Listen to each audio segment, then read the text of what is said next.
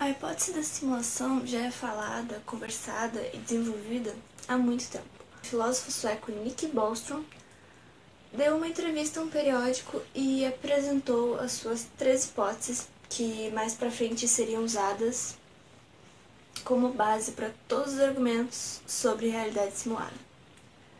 A primeira delas é que nenhuma civilização será capaz de criar uma simulação que seja parecida com a nossa, exatamente que nem a nossa, e que se desenvolva acima da nossa, por exemplo. A segunda é que nenhuma civilização estaria interessada em criar uma simulação que possa passar da nossa, que é o que ele explica como pós-humana. Talvez uma ancestral, mas ok. A terceira é que a civilização conseguiu criar uma e que ela é pós-humana, conseguiu passar a nossa e criar mais simulações. Então, por probabilidade, a gente estaria dentro delas e não na realidade base.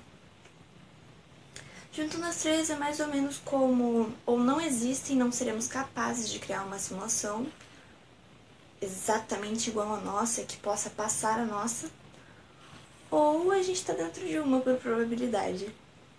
Bom, talvez você esteja pensando, nossa, mas que coisa de filme, né? Muito bem lembrado. Vamos falar de Matrix? Matrix é um filme muito lembrado quando se fala de realidade simulada e tudo mais. Filme muito bom. Mas o Matrix ele se baseia em uma hipótese que eles chamam de hipótese metafísica, que se divide em outras 3 hipóteses. Vamos com calma que eu vou explicar cada uma. A primeira hipótese é a hipótese da criação, também conhecida como criacionismo. Isso seria basicamente um ser que criou todo o nosso universo. Essa hipótese meio que encaixa com certas religiões, tipo o Brahman, que é da religião hindu, ou o Deus cristão simples. A segunda hipótese é a hipótese computacional, que seria basicamente como os jogos que a gente conhece, como, sei lá, The Sims, por exemplo. Mais tarde eu volto a falar dele.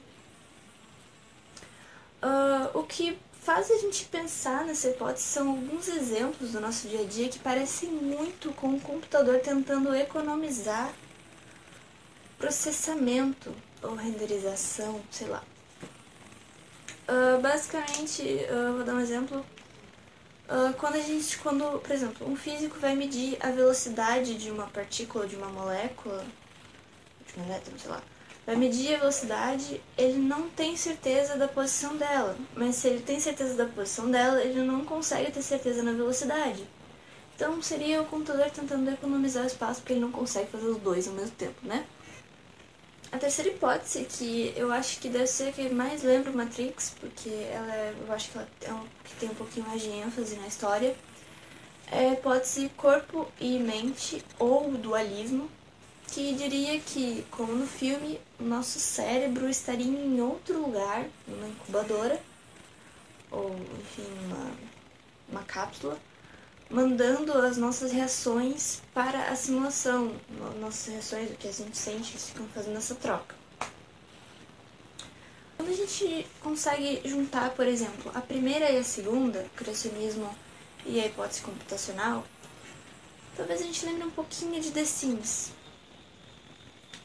Quando a gente pensa em The Sims, a gente fala, é um jogo que a gente está criando coisas, né? Criando ali um universo, uma vida e controlando ela.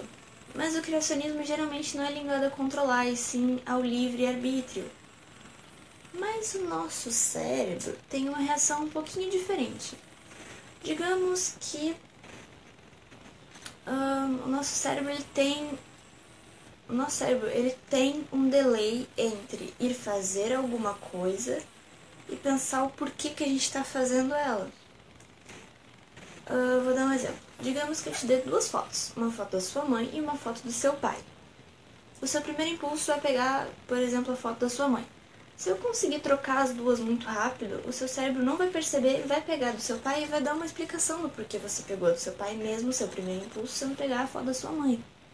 Aí vai dizer, não, eu tava pensando no meu pai, então eu escolhi a foto dele. Outra coisa que é considerado um bug na Matrix, que é citada no filme como um bug na Matrix, são os déjà vus. O Neo tem um déjà vu, ele vê um gato preto e ele vira de novo e o gato tá ali de novo fazendo a mesma coisa. Os personagens ficam assustados e dizem pra ele, isso é um bug na Matrix. E isso é uma coisa, né? O déjà vu é uma coisa que a ciência não conseguiu explicar. Ninguém conseguiu explicar isso ainda. Por que que a gente olha alguma coisa e pensa, eu já vi isso, eu já vivi isso. Ué, isso é uma coisa que é meio que impensável na nossa atual realidade. Cachorro latindo. É uma coisa que é impensável na nossa realidade. Como que é possível a gente ver alguma coisa e pensar, nossa, eu já vi isso, eu já vivi isso. Uma coisa completamente impensável na nossa realidade. Mas juntando essas três, juntando essas três hipóteses, é a que forma a hipótese metafísica do filme Matrix. Eu gosto de pensar, de pesquisar sobre a realidade simulada, porque apesar de que a gente fica com medo dessa simulação, dessa hipótese da simulação, provavelmente porque o ser humano ele gosta muito de conseguir explicar as coisas, e as coisas que ele não consegue explicar, ele fica meio assustado. Porque ninguém conseguiu provar que essa simulação é 100% verdade, mas ninguém conseguiu refutar e dizer que não é. Então, isso talvez seja o que mais assusta o ser humano em relação a essa hipótese da simulação. Mas é um assunto que eu gosto muito de pesquisar, eu acho muito divertido. E pra mim é uma hipótese que eu acho muito legal de pesquisar, de saber sobre. E agora eu vou deixar um questionamento. Você escolheria a pílula azul ou a pílula vermelha?